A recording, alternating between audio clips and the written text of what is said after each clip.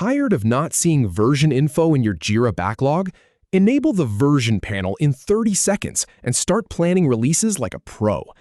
In this tutorial, I will show you exactly where to find the view settings and how to toggle the version panel on.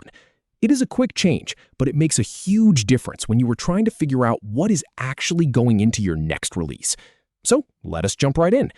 Start by logging into your Jira instance. I have got my project open here, and you will want to do the same. Just head to your usual Jira URL and sign in.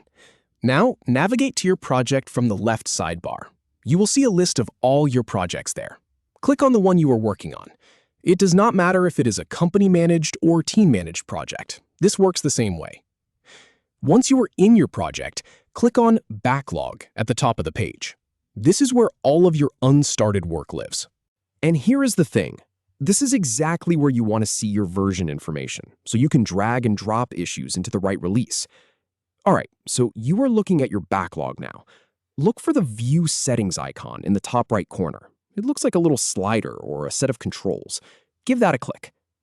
In the View Settings menu, you will see a list of different panels that you can show or hide on your backlog. And here is the really important part. You are looking for something called Version Panel. It might be a little ways down the list, but it is in there. I have tested this on a few different projects, and it is always in the same spot. Now, simply click the toggle switch next to Version Panel to enable it. Once you flip that switch, the panel will appear on the right-hand side of your backlog view.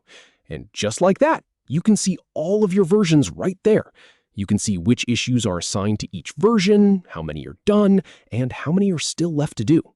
It makes planning releases so much easier. And that is really all there is to it.